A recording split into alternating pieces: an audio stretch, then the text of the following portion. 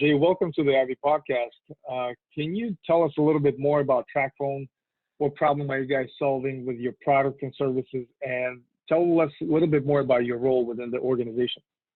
Yeah, so first, I guess, about my role, I'm the CIO.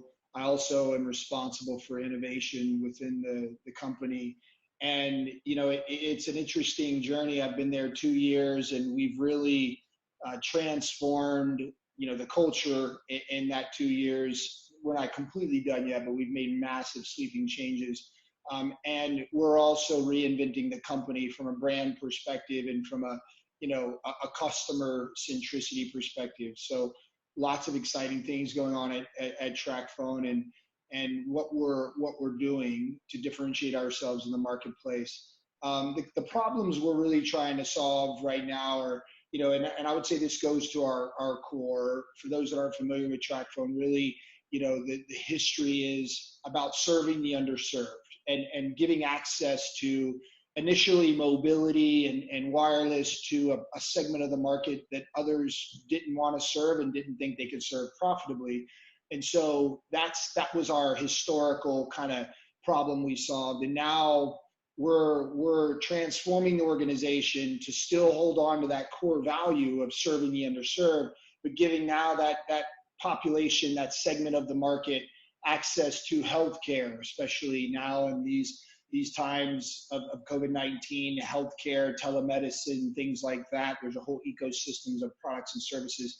And then in the financial services space as well, and looking to really give access to e-commerce and other aspects of financial services that a lot of you think about 330 million people in the US, and estimates are anywhere between 50 to 75 million Americans are either unbanked or underbanked, right? And so they don't have access to the same things that you and I might have from a financial services standpoint. Likewise, on the healthcare side, many Americans, around the same numbers, 50 to 75 million, are uninsured or lack the basic healthcare capabilities. And so what we like is we're in obviously the business to make money, but number one, we're taking care of the well-being of our employees and creating a great place to work.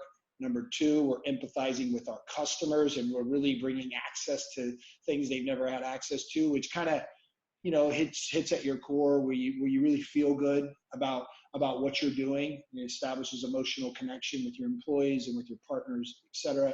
And then number three is the shareholders in the company, and they're in that order, and they're in that order on purpose. And so that's just a little bit about what we're up to, the problems we're solving, today and tomorrow. Excellent. And thank you for sharing that. I wish a lot more companies were actually operating kind of with that same philosophy and culture. So just wanted to get a few questions out of the way in terms of the current times, COVID-19. I'm curious, how have you guys adapted as an organization during these unprecedented times? And what has been the most challenging aspect of that for you guys through the last several weeks? Yeah, it's interesting, because if I go back in time to, let's say, the fourth quarter of 2019, a little bit about the Tracfone culture, we were not a culture of work from home. We had just established a work from home pilot. It was something that I had initiated within the IT space, and then kind of organically grew within the business. And then you fast forward to, late February, early March, and as an executive team, we're huddled talking about the things we're concerned about. And getting from a 200-person pilot to 1,500 plus, completely work from home was a bit daunting, right? I knew we could do it, but I wasn't sure how fast we could do it. And so that was something we were concerned about. We were concerned about the emotional toll and the stress level of our workforce. We were concerned about lack of employee engagement. We were concerned about lack of productivity and some other things. And actually, that was before we actually went into the full work from home. And probably the next week, we executed in 72 hours, going from that 200-person pilot to 1,500 plus entirely remote, with laptops, VPNs, trained on our collaboration tools.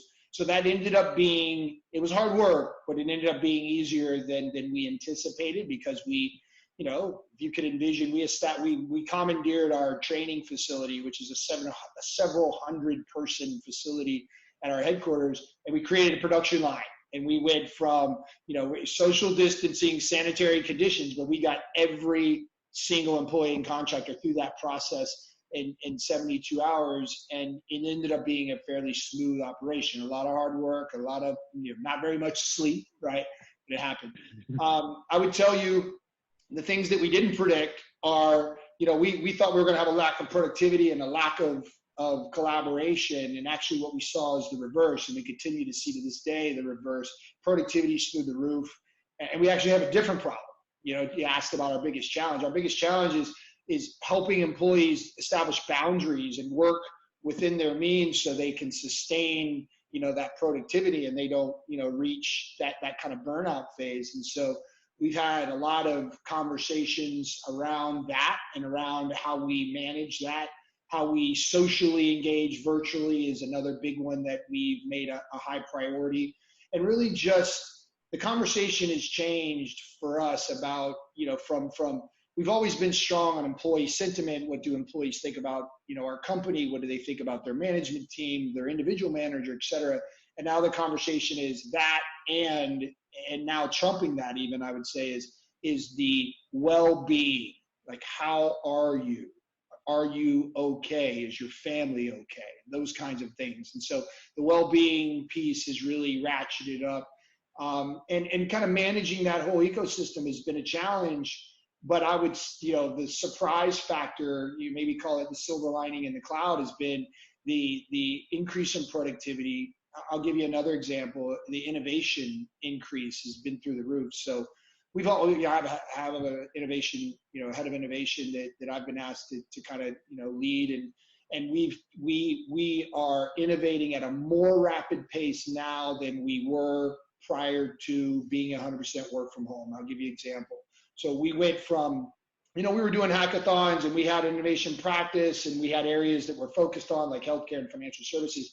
There was a particular customer problem we identified 1 week ago, and then yesterday we had a full company-wide hackathon. Our CEO announced a call to action related to that hackathon, and we rallied, call it the full company in a virtual setting with breakout rooms and innovation coaches, and we solved a major customer problem. And I don't want to, for competitive reasons, I don't want to go into the details there, but the prototypes are in place. The implementation will be done by May 1st, which is 3 weeks away.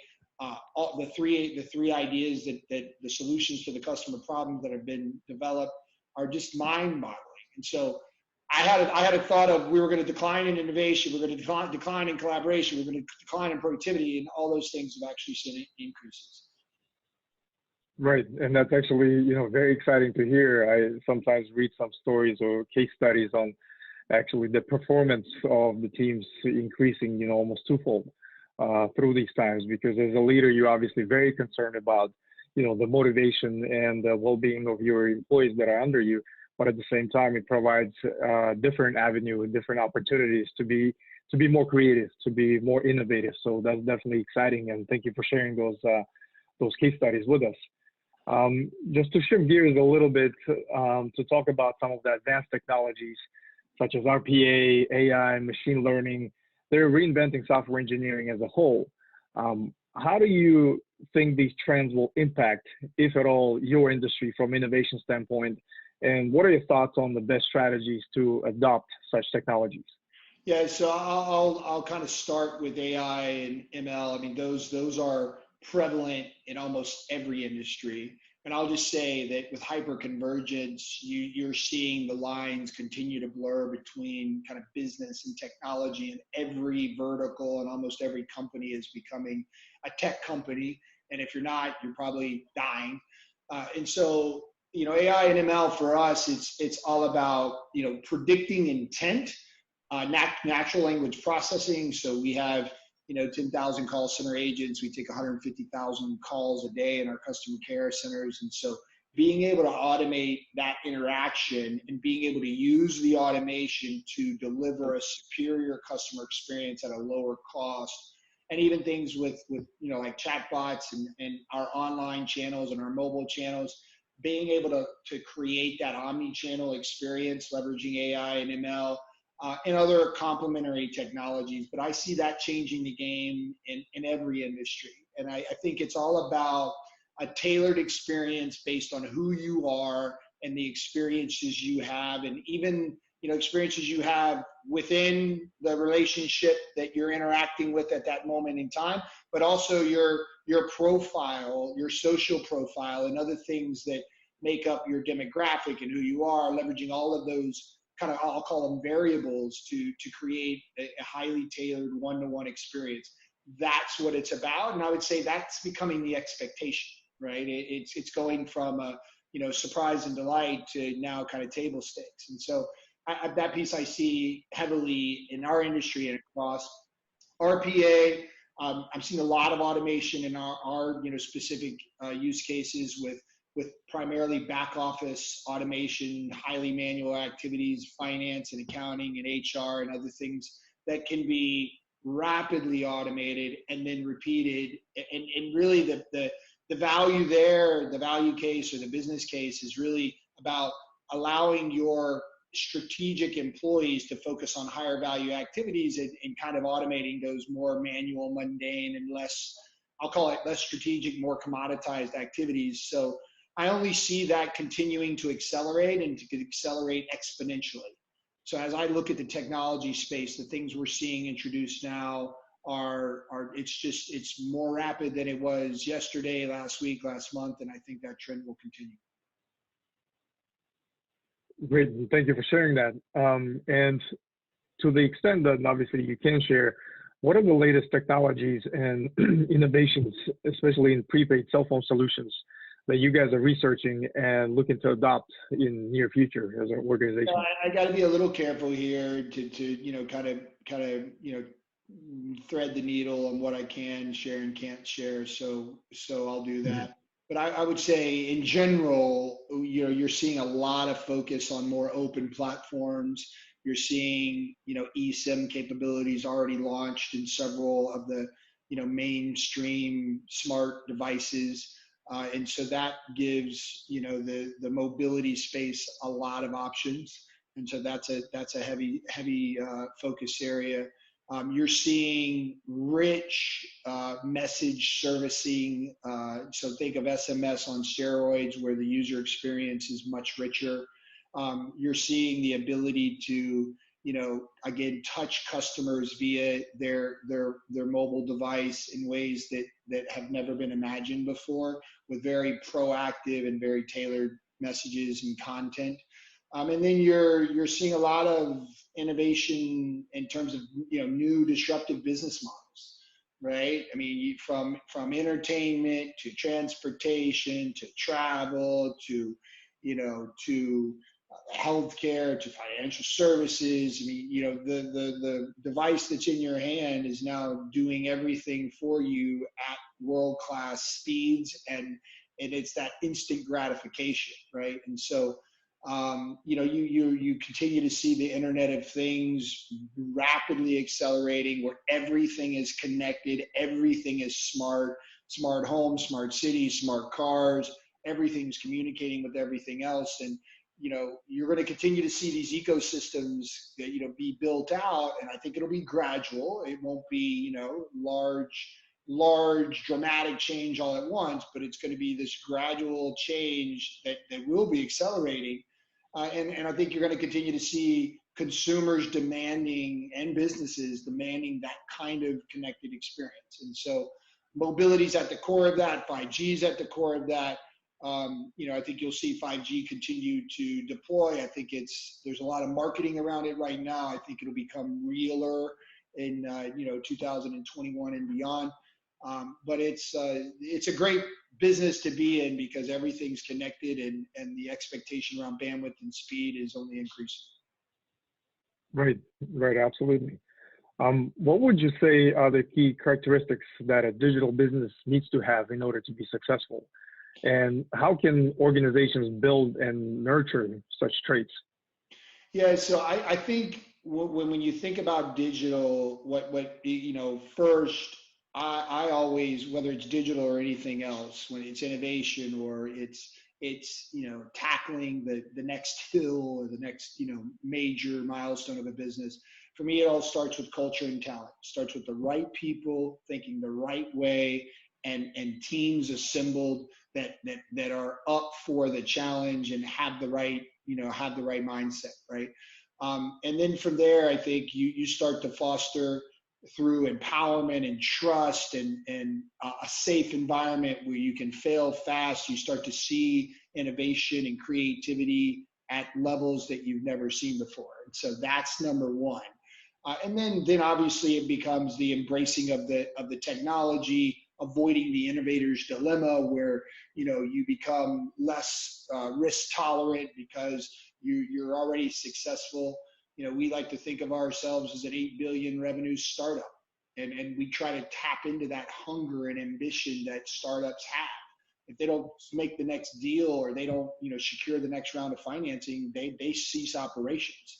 And that's why you see the creativity and innovation coming from startups, Silicon Valley or elsewhere, right? And so I think having that kind of core set of values and beliefs and mindset, and then building the talent on top of that, and then embracing and harnessing the technology is the next piece.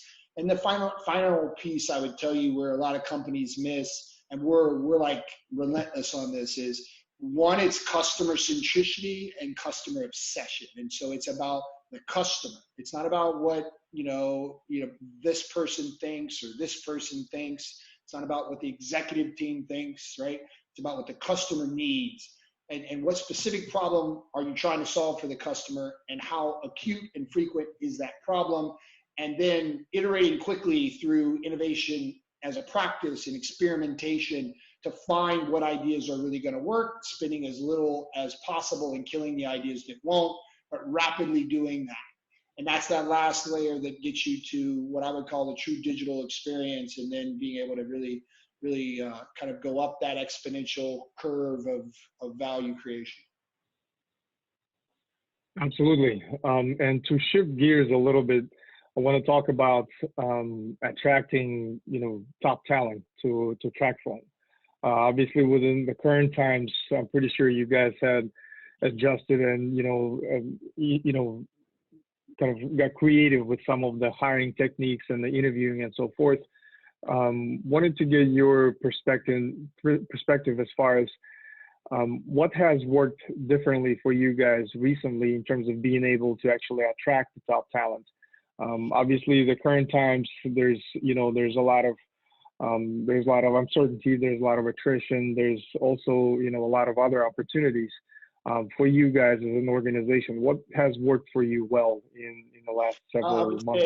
I would say a couple things there. First, we're fortunate in that we're in the industry we're in, and so mobility and connectivity is vital. You could argue it's almost as vital as air, right? And so our industry has been, I would say, not nearly as impacted as some of the other industries, the travel, entertainment, et cetera. And so we're fortunate there. From an interviewing and attracting top talent, I'll tell you, I just recently made my first offer, received the acceptance, and actually had a senior level resource start with us without me ever meeting them in person, and without them actually, coming to our headquarters, right? And so I think that's a trend that you'll continue to see. We embraced that. Obviously, it has some risks, but we're in unprecedented times, and we need to be able to respond to that. And so I think being aware of the challenges, but then kind of pushing forward and being comfortable. There's a phrase I like to use, which is being comfortable being uncomfortable, and embracing that change element, being outside your comfort zone. And so that's one. And as I said earlier, I think when you're talking about attracting and retaining talent, you need to create an environment where creativity and innovation thrive. And that's where the top talent want to be. And so they don't want to be in a stagnant company that's thinking old school. And so as we have transformed our culture, and as we've created kind of one of the better places to work in the US, we're now starting to see talent wanting to come to us because of what we're doing, the technologies we're using, how we think about our company. The other thing I'd tell you when it comes to talent, more and more with millennials, and then particularly the Gen Zs and the, let's call it the younger generation, they care more about the purpose of the company, the fact that the company is giving back to society and what the company stands for socially.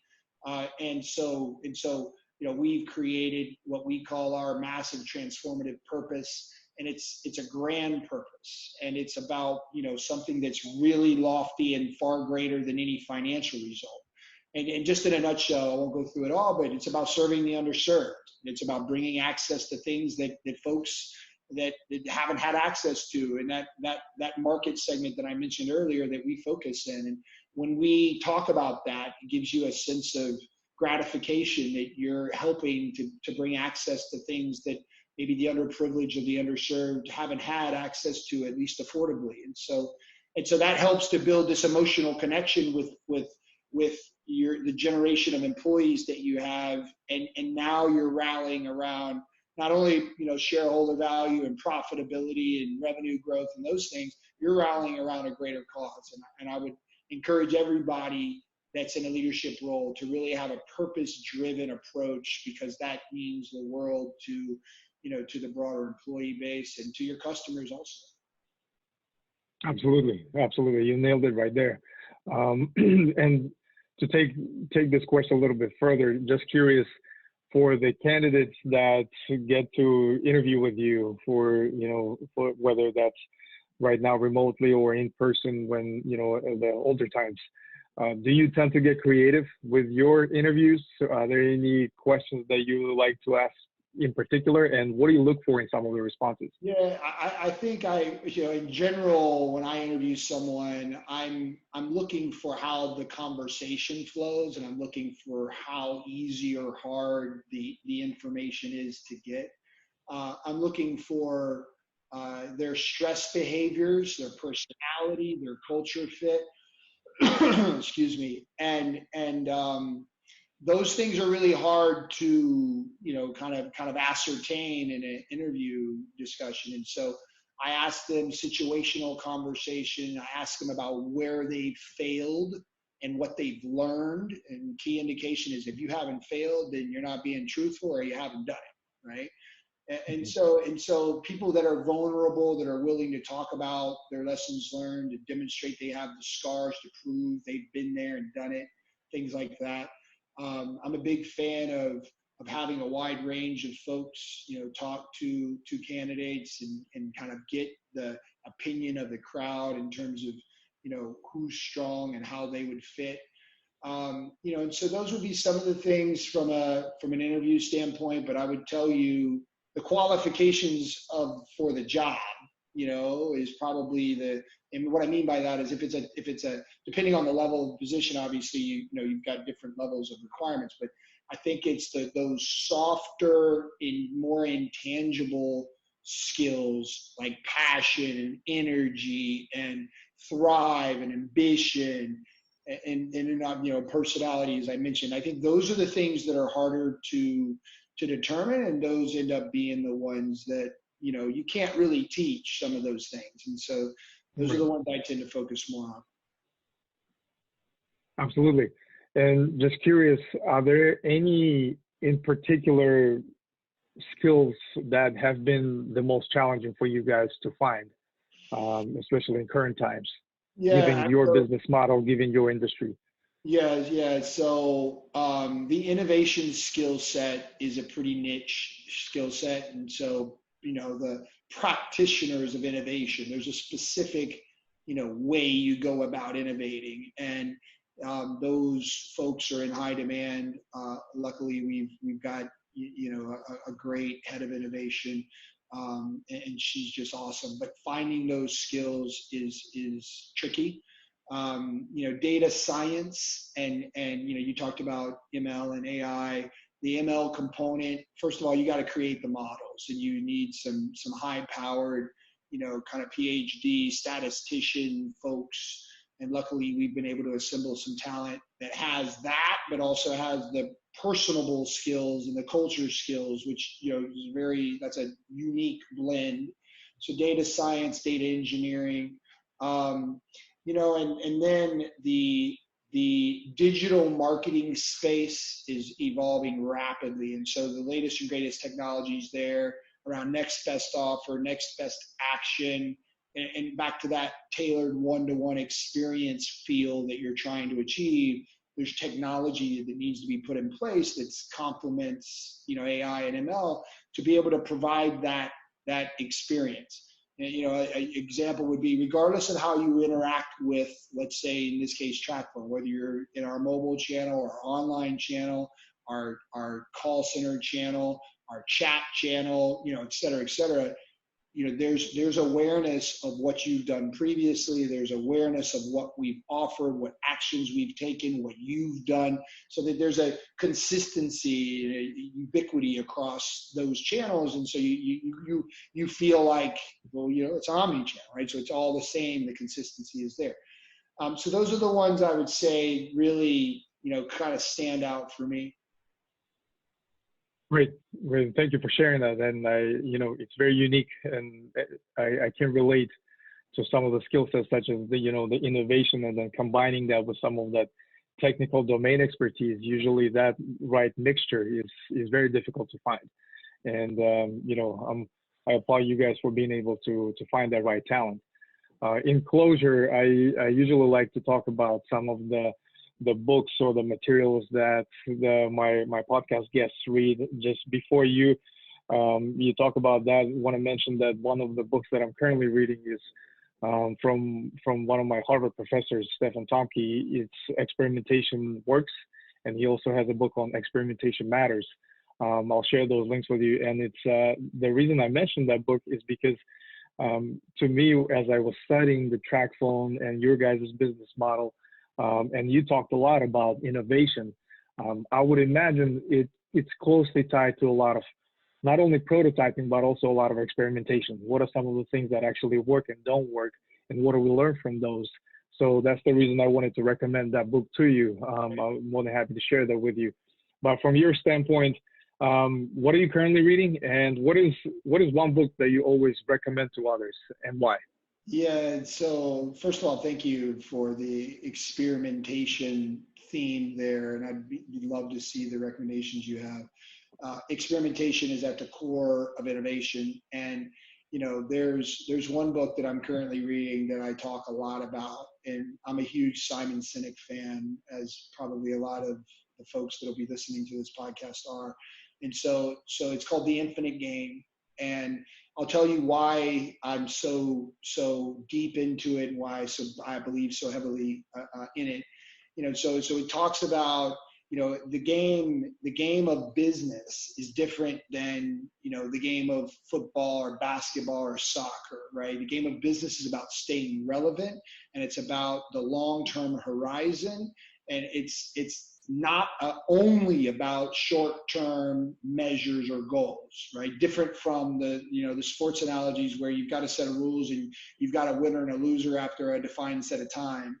The infinite game is about staying relevant, and it's about long-term value that you create with customers. And so what you see time and time again, and you can look at the trajectory of Walmart as an example, and you can look at Apple, you could look at others where you saw Bill Gates and Microsoft. You had the initial founders that had that infinite long-term mindset about customers, and then you saw, in most cases, you saw a transition to a more finite leader who was focused on shareholder value over the customer, and you typically see what happens. They cut costs, they deliver quarterly numbers, but it's not sustained. And so what we're about, and it's particularly relevant for right now, because in COVID-19, your customers need you, your employees need you, and we're making bets on our employees and customers for the long term.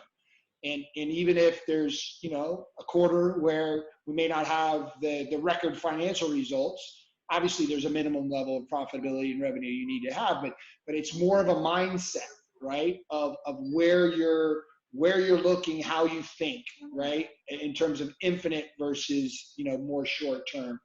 A lot of great examples there. Also two more of my kind of go-tos, and these are more around servant leadership. And so Turn This Ship Around by David Marquette. It's about a Navy submarine leader. And there's this particular submarine, the leader had never been in, didn't know anything about it, and he was the captain. And he told the crew, "Hey, look, I don't know how to do this stuff. You're asking me on how to do, how to help steer and navigate. I don't know, and I need you guys to step up." And so it's all about how successful he was in empowering and trusting his team and encouraging them to make the right calls. And then Adam, this is a little bit dated, but I still love it. Adam Bryant, Corner Office.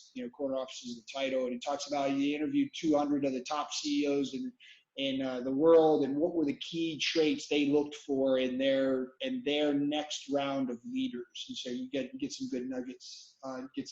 There. So, but my key one, especially now, would be Infinite Game. And then one that hasn't been published yet is Humanocracy. And you talked about experimentation. Gary Hamel is a heavy innovation experimentation person. You've probably seen some of his videos and podcasts and things. And so that's all talking about how do we get rid of bureaucracy? What do the future organization structures look like, where there's less management and more people empowered to do work, and pod-based organization structures and things like that. I'm really looking forward to that. That hasn't been released yet. It'll be released, I think, later or sometime this year. So I know that was a lot, probably more than you wanted there, but that's a particular passion for me. Learning, curiosity, reading. I really have a passion for that. Great. Definitely share your passion, and thank you for sharing that. And all of these recommendations for our listeners, will make those the titles and links to these books available in the episode notes. Jay, wanted to really thank you for finding time to join us on the podcast today.